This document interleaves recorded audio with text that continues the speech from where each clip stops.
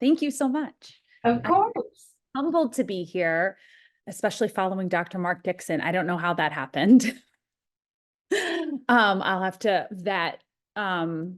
tap a little bit more before I agree to do these, know who I'm following. I'm kidding.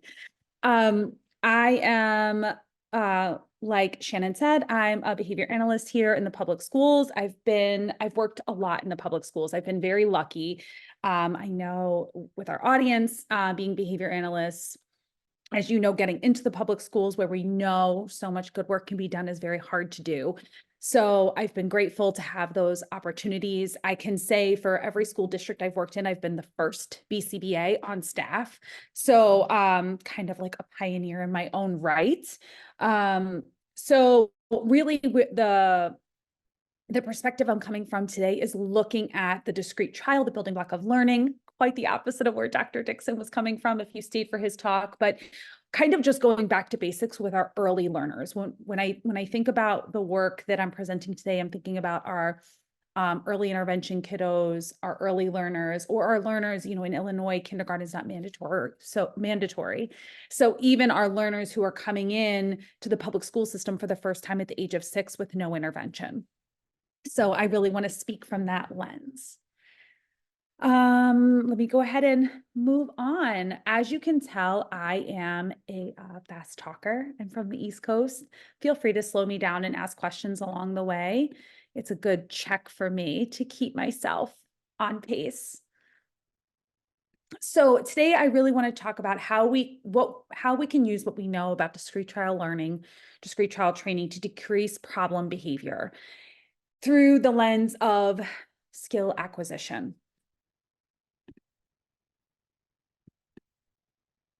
My agenda today is to look at operationally identifying our impacting behaviors for our students.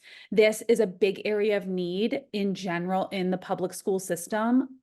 So I have kind of brought the process down to very simple tasks and steps to help align a lot of people to do things and do things well. We are going to be looking at replacement behaviors and how we identify those, some positive reinforcement strategies, reactive strategies to, or our response to problem behavior, and measuring progress and generalization across time. Hey, Melissa, I don't mean to interrupt, but we're just seeing the like your slide deck and not in presentation Oh, it's in presentation mode for me. mode. Do you have multiple screens? Oh, no, it's advancing. So if I go to slideshow, do you see it now? No, we just see the problem behavior is slide. And do you see me? Yeah, we see you. Yep. And the problem behavior is slide. Yep. And then the other slides on the side. So it's not in slideshow mode. So if you want to advance that way, that's totally fine, but it's up to you. But yeah, we're not seeing it in slideshow view. I don't know. Okay, let me. So for me, it's not in slideshow mode now, but and it's not for you either, correct? No. And then if I click slideshow, for me, it takes up the whole screen as though it's in slideshow mode. And then I'm clicking ahead. Yeah, we can't see it. Well, it's advancing, but it's not but it's totally fine. Is there presenter view? Well, that's probably why. There you go. Got it. Okay. See. It's all good. No worries. Okay, let me move this up. Better? Yes, perfect. Thank you. You're welcome. So, problem behavior.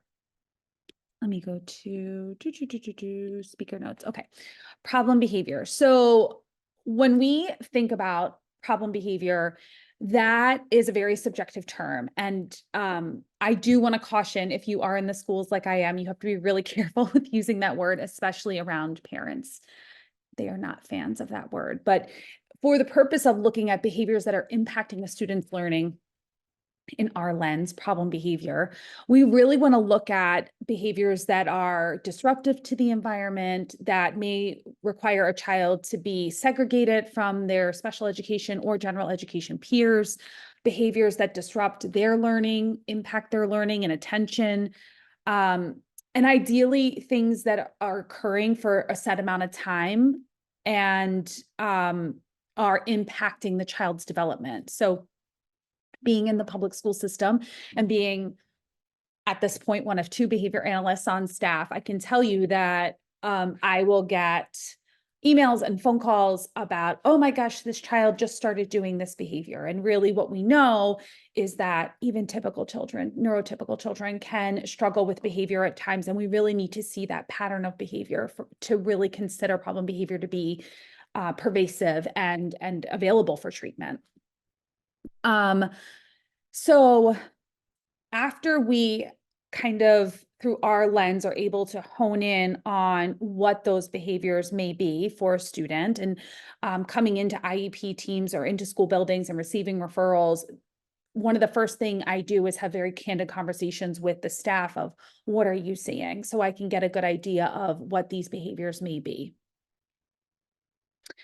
We want to then operationally define these behaviors, right? We know the best way to measure behavior is that we have clear definitions, and those definitions are shared with an entire team of individuals. I sometimes even like to, prior to beginning the FBA process, share my operational definitions with family, even though parents aren't in schools, they do hold weight on special education teams. They are half of the team, and it's really important that we're on the same page prior to beginning that FBA process.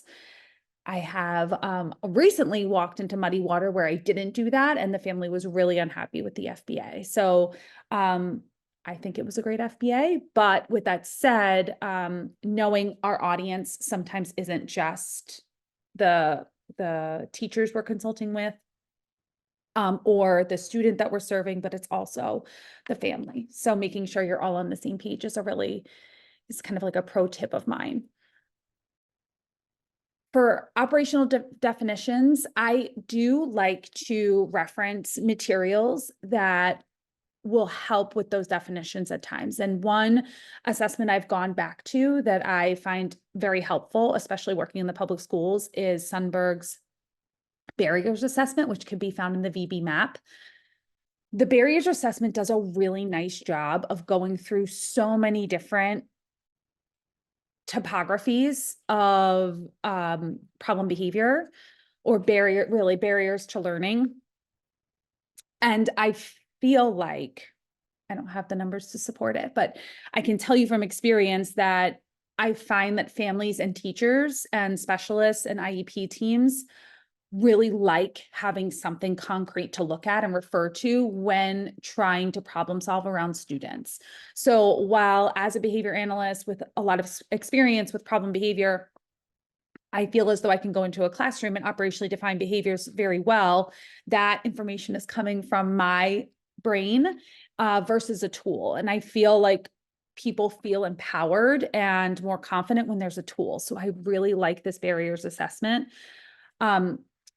One issue I find sometimes is the cost. So if you are working in a school system where you don't have access to a VB map book or assessment and can't continue to purchase for every student you have on your caseload or you receive a referral for, at a minimum, I think it is good to pull from some of that content and start to develop your own I want to say like notebook of problem behaviors to refer to when you're speaking to teams. I just find that having a tool is very helpful.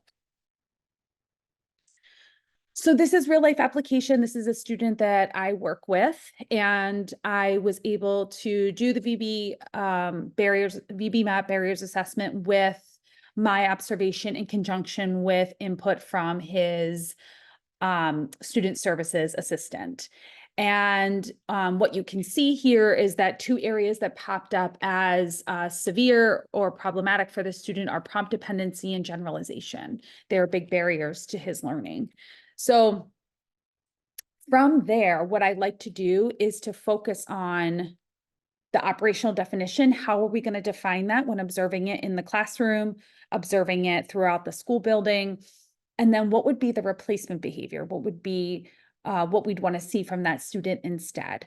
So you can see I took a stab at the operational definition. The student fails to independently respond to adult directions or requests that are familiar, repeated, and explained with an accuracy of 80% or more. What's really nice about writing goals this way?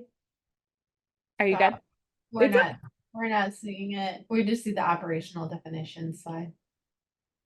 Let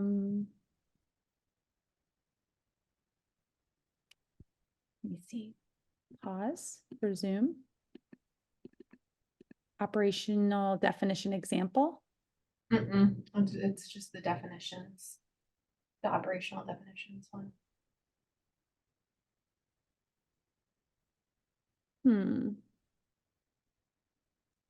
Okay, let me go out. Here. Go here. Let's see.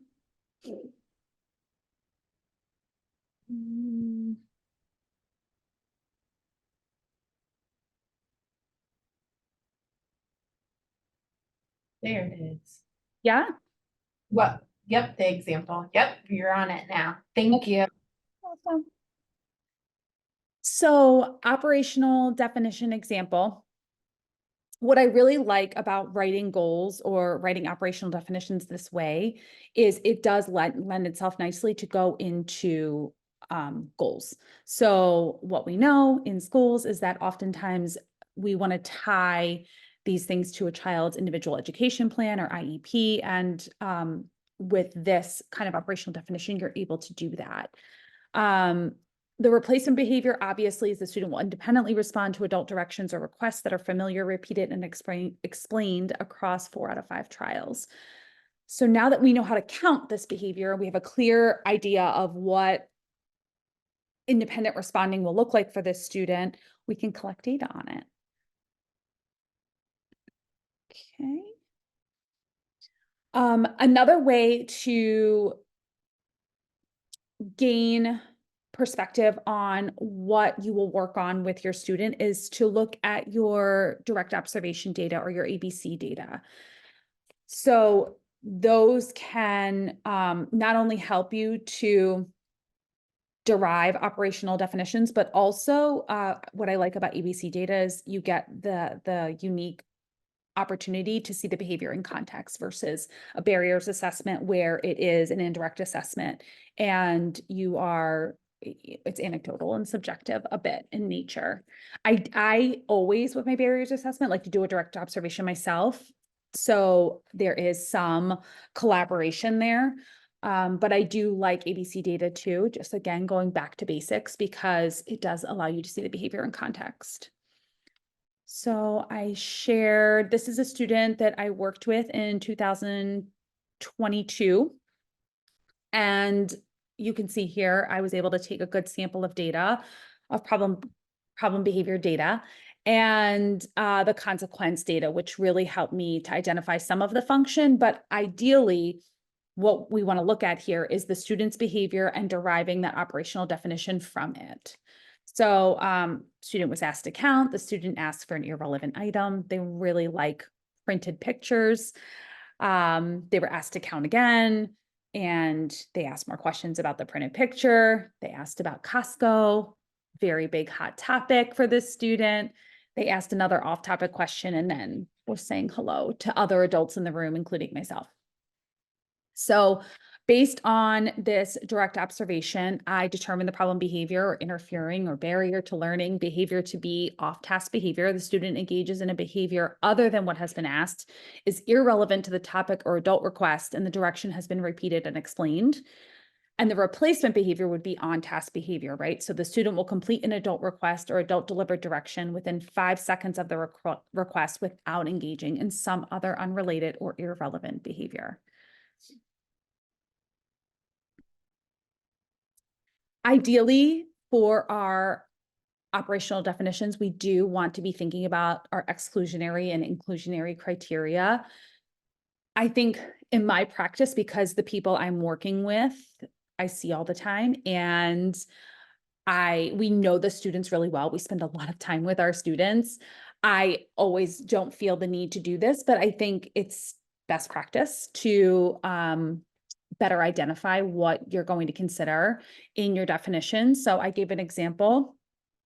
The student will respond to an adult direction within 5 seconds of the direction being delivered. And some examples are the student asking a peer for tape, which they do, playing peekaboo in response to an adult direction, or dropping from a seated position to the floor. Non-examples would be after a direction is given, the student asks to use the bathroom, or the student asks for clarification regarding the question they were asked. So how are we going to use positive reinforcement to teach these replacement behaviors? And this is an area of difficulty often in the public school system. So for me, when I come to teams, they'll say things to me because students with autism can have really inconsistent behavioral performance, and it's not necessarily a skill deficit, but it's a performance deficit, meaning the student knows how to do it, they just choose not to do it all the time. We get into these debates about positive reinforcement. So in my eyes, it's worth tabling potentially some kind of academic goal in the area of, let's say, comprehension, and really hone in on positively reinforcing a student for being on task. Because in my mind, if the student's off task, we really can't make a lot of progress on our comprehension goals anyway.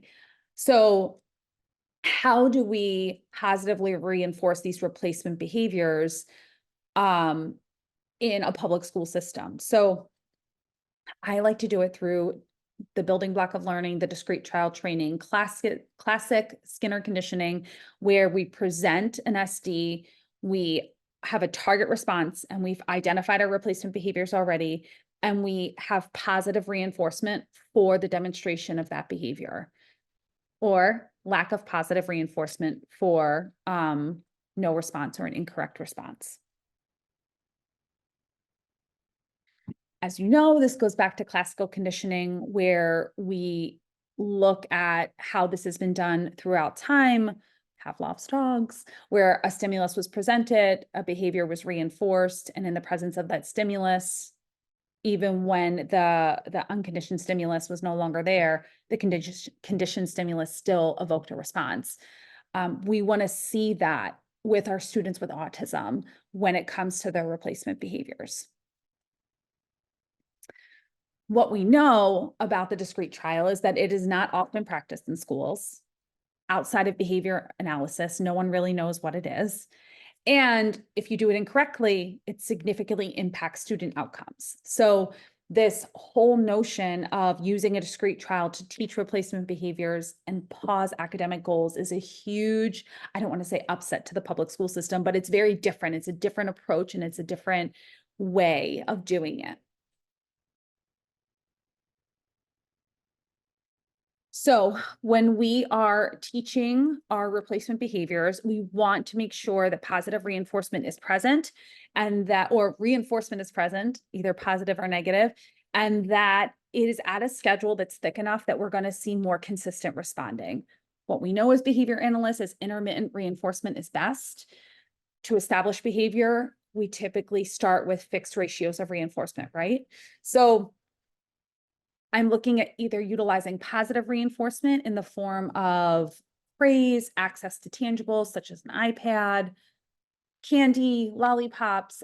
A lot of my early learners really gravitate towards candy and edible reinforcement.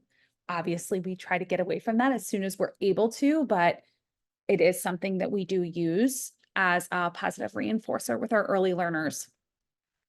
Negative reinforcement obviously breaks, getting out of a space that maybe is conditioned as a workspace, taking the work away, things like that.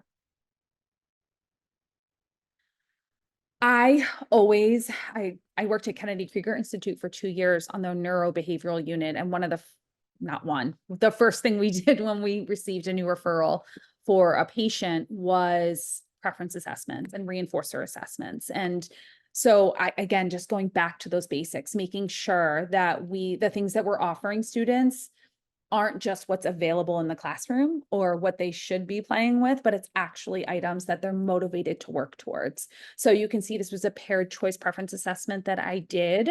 And we were able to identify some really fun and unique things for this student to work towards when they demonstrated their replacement behaviors.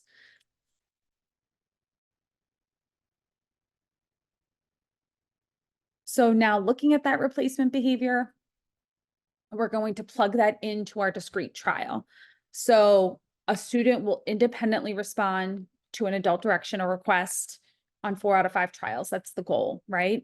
So while this student knows what red is and knows how to touch red, I'm using a familiar SD to gain on task behavior, to evoke on task behavior with my positive reinforcement following. So touch red, the student responds having on task behavior, they access their positive reinforcer. Touch red, the student engages in some off task behavior. I deliver my error correction, no. And then I withhold reinforcement and redeliver my SD. That very standard discrete trial method of delivering instructions. I will say we also have to be careful about the function of behavior. And this is where that behavior analyst lens comes into play as well, is with this student specifically, if we go back and we look at the ABC data, you can see that there is some component here of attention seeking. And we want to make sure that our error corrections are not providing that same inadvertent reinforcement, right? So if you find that students you're working with that have that synthesized contingency of escape and attention, then we probably do want to think about how our consequence will be delivered in the sense of like our error correction, making sure that we're not giving too much attention to the inappropriate behavior. Okay.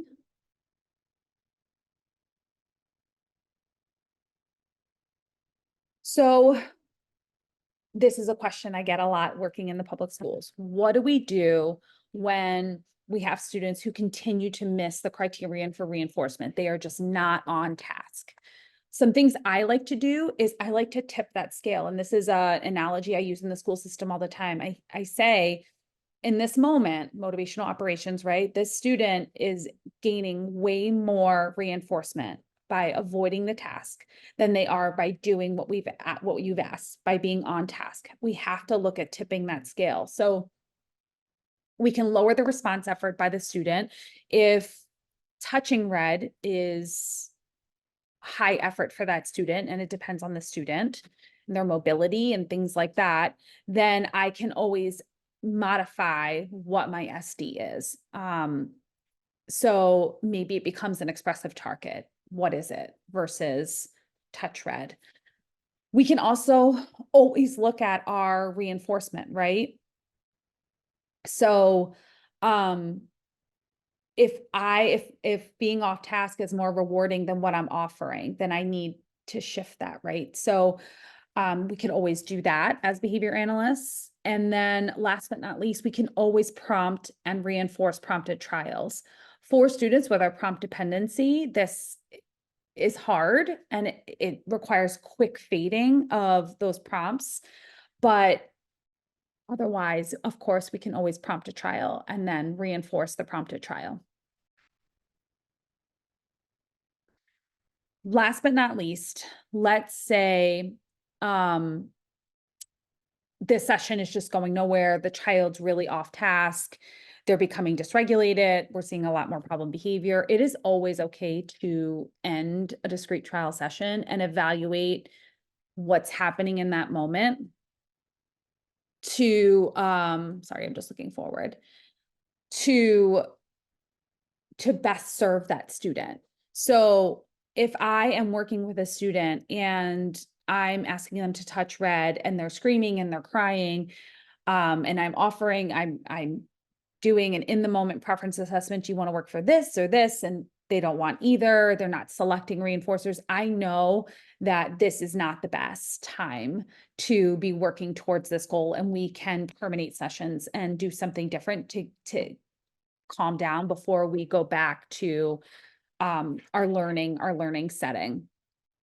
I often always tell our specialists too, being in the lunchrooms and the cafeterias with our students with autism, they are so motivated in those moments. A lot of our students to perform really difficult things because they're hungry, and food obviously is a primary reinforcer. So sometimes doing things right before lunch and using food as a reinforcer, or working, naturalistic teaching, working in SDs into the lunch process or the lunch routine might be really helpful with getting students to make progress in those areas or demonstrate those skills at that time. So really profiting off of those motivational operations. Here's our prompt hierarchy. Again, just going back to basics. You'd be surprised in the public school system how often this is misunderstood. Two ways that I can tell you off the top of my head is, one is prompts are delivered as error corrections instead of with the SD. And we know as behavior analysts, when we are delivering our SDs, that's when we want to be prompting, and we need to decide that before the student response has occurred. But I also see a lot of confusion around what a verbal prompt is, for instance. So I'll see a teacher say, let's have safe hands, and the student is maybe engaging in some kind of aggressive behavior or unsafe behavior with their hands. And they continue to do it, safe hands, safe hands. And what we're seeing is the teacher's just repeating the SD over and over again and not going back to that building block of learning, that discrete trial of safe hands, ready, help the student have safe hands. Nice job having safe hands, high five.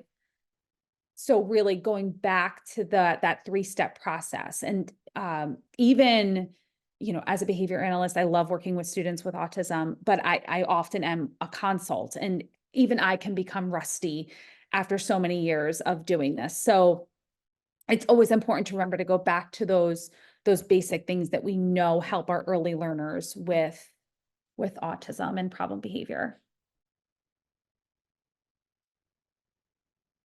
The goal ultimately is that we're increasing a student's on-task responding versus academic tasks of identifying red. When we teach behaviors, they're more likely to occur in the future. So quick story is we received students into the public school system this year who had never been in school. They're second and third grade siblings, both have autism.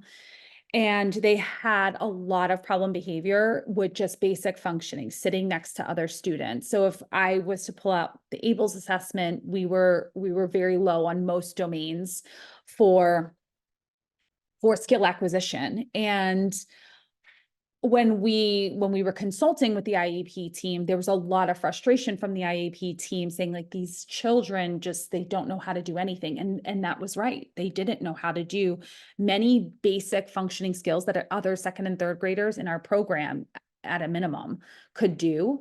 And that's when we have to go back to teaching. And I think being in the public school system as a behavior analyst is a really unique opportunity to remind people that we have to learn these things. Even, our neurotypical children learn these things at a young age, but they had to learn them. It wasn't instinct, right? And through that process, we're able to, through using ABA-based assessments, we're able to pinpoint, okay, where do we want to start? Where do we want to target first? Go back to discrete trial, look at our motivators, and teach these replacement behaviors or teach these early learner behaviors so that we can get to more academic tasks. So again, just reminding ourselves we have to teach these things. They just saying them and repeating them over and over again isn't necessarily teaching. Reactive strategies. So we have students that are having a really hard time. I described earlier, maybe a student's dysregulated during their discrete trial session. I find that this can become really complicated in schools, and not for any other reason other than we kind of do what, or on school teams, people do what their colleagues are doing, right? So if I teach which I don't, but let's pretend I teach a self-contained class of children with autism, K through 2, I might look to my kindergarten colleagues and say, what kind of behavior management strategies are you using in your classroom? And if those strategies worked for children with autism, then we probably wouldn't be here, right? So it's not lack of trying for public school system employees or teachers. They're wonderful people, but it really is not knowing what you don't know. And for us, it's sometimes as simple as withholding reinforcement. If I have a student who's not engaging in the target behavior that I'm looking for, I can withhold reinforcement. And I think sometimes what I see in schools is like, oh, we have to teach them a lesson and there has to be a consequence and we need to have restorative justice and all of these other interventions that may work for other kids, or they may work for different populations or neurotypical peers, but really sometimes for children with autism, it is just withholding that reinforcement and retrialing. So a really great example of, I was working in I was referred to a student who was in a self-contained classroom. It was kind of like an instructional academic classroom. So the student had some great academic skills, but a lot of aberrant behavior. And I went into the classroom and the teacher said he always has to transition with this Thomas the Tank Engine. It's his favorite toy. He has to have it. I said, okay, that's great. Non-contingent access to reinforcement. That's okay with me. So let's look at how this is going. So she said our biggest issue is elopement. He elopes the area all the time. So being a behavior analyst, knowing his access to this Thomas the Tank Engine all the time, it's highly preferred. I simply, when he left his learning area, I took the train. I just withheld reinforcement, and he would come back and sit down, and I would give him the train back, and he would get up and try to leave, and he would look at me, and I would take the train back and I would put it back at his seat. And we kind of did this game over and over again, and without any language, he understood very quickly. The expectation was he needed to be in his area to have his train, right? I didn't need to have a long conversation with him about safety. I didn't need to have a social story. Not that those things aren't great or don't work for other kids, but sometimes, again, just going back to basics, the only thing we have to do is withhold reinforcement and retrial. Sit down. Nice job staying in your area. Deliver your instruction. And this worked really well for this student. So again, just keeping that in our back pockets and remembering that's always a tool that we can use. Generalization. This is so hard for a lot of the students that we work with. When we think about generalization, we're thinking about, if I teach the student to sit in their desk chair, when we go to the lunchroom, and I say sit on the bench, will they still understand that SD? Will the response be the same? And what I've learned through my time as a behavior analyst, I've been doing this, oh my gosh, 18 years, which is crazy.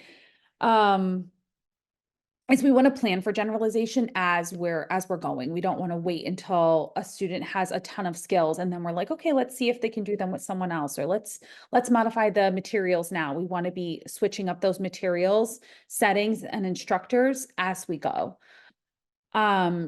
So for instance, in our programs in the public school, even if a student has a one-on-one aide, we rotate that staff member out away from that student. So the student is getting access to other people teaching them, different personalities, how they say things.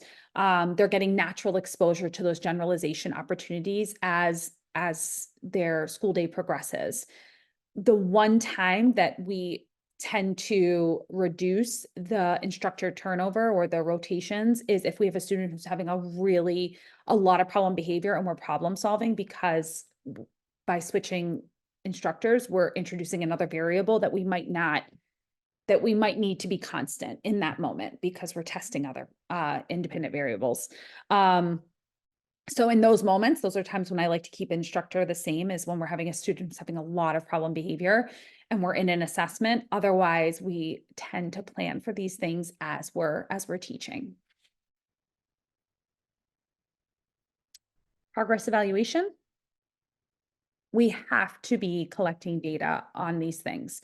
Data in the world of applied behavior analysis and special ed is crucial. There is no excuse not to have data for our replacement behaviors. So what I like to do is I like to set up these data sheets for classrooms to measure the replacement behavior that we're looking for. So first, we start off with collecting discrete trial training data, right? So I asked the student to touch red, they touched red, they access reinforcement, I score the trial. From after we have a student who demonstrates mastery, so let's say they achieve that 80% mark across instructors, across settings with different kinds of SDs, then we look to add that to a more faded form of reinforcement. So like a point sheet, token economy, to look to fade and thin that schedule of reinforcement for the same response. So here's my discrete trial data sheet. This is just sample data. Again, this in the world of the public school system is like mind-blowing, but works so well and falls in line so nicely with special education and working with special education teachers. They speak in terms of accuracy and goals and replacement behaviors. So this aligns nicely with what we're already doing on some levels in the schools. So here's a real life application. The student had 2 replacement behaviors: following teacher directions and keeping hands to self, which meant just saying hands.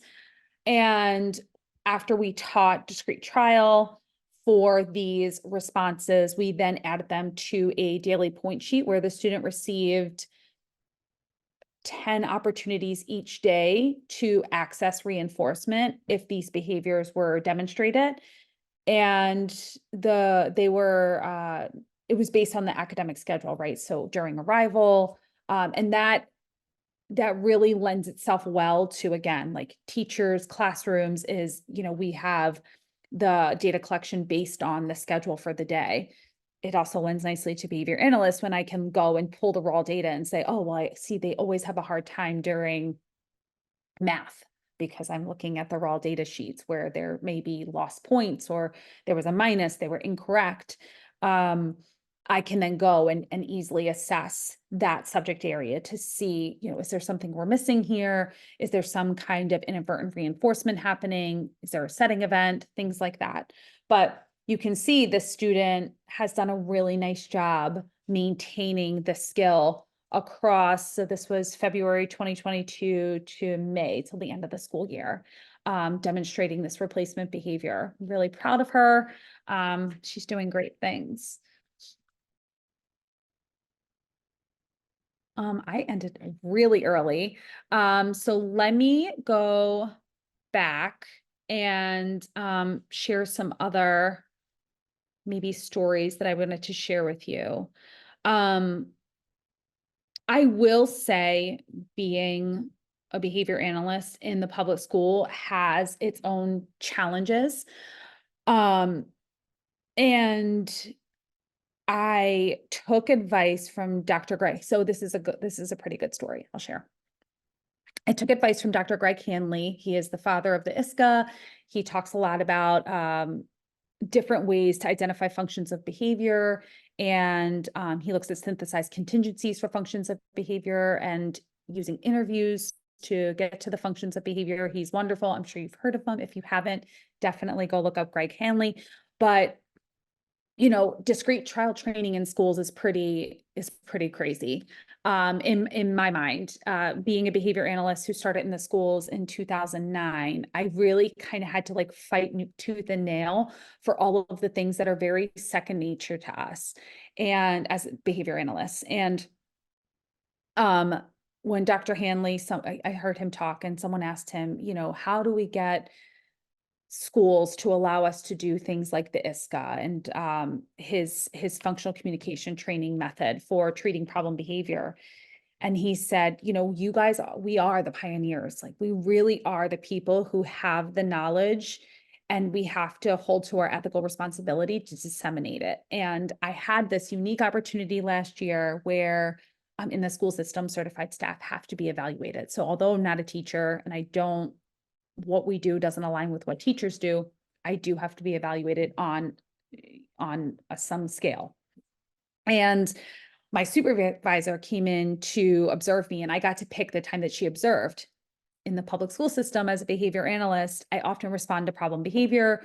I'm in crisis situations. And so it's not always ideal to be evaluated during those times. But I had a breakthrough. A teacher reached out to me and she said, I'm really struggling with this student with autism, not necessarily problem behavior, but just filling his day with meaningful activities. He on an ABLES assessment, very low scores. He doesn't have a lot of those early learner skills like sitting, attending to instruction, attending to a stimuli, tracking stimuli, matching to sample, like some of those really early learner skills. And she said, I would love for you to come in and work with him for 30 minutes a day and help me find functional ways to fill his time at school that are meaningful to him and will help him in life. So I, of course, said yes to this awesome opportunity to not only get to deal with problem behavior, but work on skill acquisition with children with autism, which just in the public school system is hard to come by. And my supervisor wanted to evaluate me. So these two events collided at the same time. And I asked the supervisor to come because I could schedule it, one. Two, but to come and observe me doing discrete trial with this student with autism, to fill their day with meaningful activities and to work on skills that they were not demonstrating. And she said, what is this? What are you doing right now? I said, oh, it's discrete trial. Fast forward to now, a year later, I am doing professional development in our autism programs, teaching everybody how to do what they're calling structured teaching or discrete trial with our students who are the neediest, who have the most challenging behaviors, who are not demonstrating those early learner skills. And I get to be the person that introduces discrete trial training to the district, really. So I kind of wanted to leave you with the story of Dr. Greg Hanley, who told us, be patient. You have to be a pioneer. Wait for an opportunity. Those motivational operations will set in, right? A teacher in desperation. How do I help this student? Or a supervisor, administrator, director saying like, oh my gosh, I see so many students who could benefit from this kind of learning. We have to wait for those opportunities and then capitalize on them by being ready with all our knowledge to share it and deliver it in a way that's meaningful for a lot of students. So I know I ended a little early. I'm happy to answer questions. Sorry, I talk really fast. But yeah. No, you did great. Thank you for that great information. I'm going to check the Q&A to see if anyone has questions. Not yet. We'll give it a minute just in case anyone wants to type anything in. And I liked your story at the end. Dr. Hanley is a great presenter and speaker. So if you have the opportunity, very inspiring, right? Yes, he's been wonderful. Wonderful. I think he says a lot of things that maybe some of us behavior analysts who have been doing this for a while always thought. Mhm. It's finally like practiced. It's best Yeah. practice, right? Almost. So I appreciate his perspective, and I love the pioneer story. Just wait, be a pioneer. It's like, okay, I will. Family. Yes, it does. It takes a lot of time to see that impact.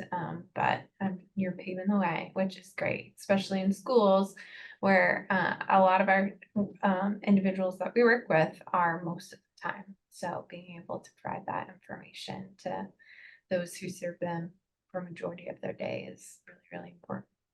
It's so cool to see. And shockingly, problem behavior comes down. So Which is what everyone loves to see, right? Yeah.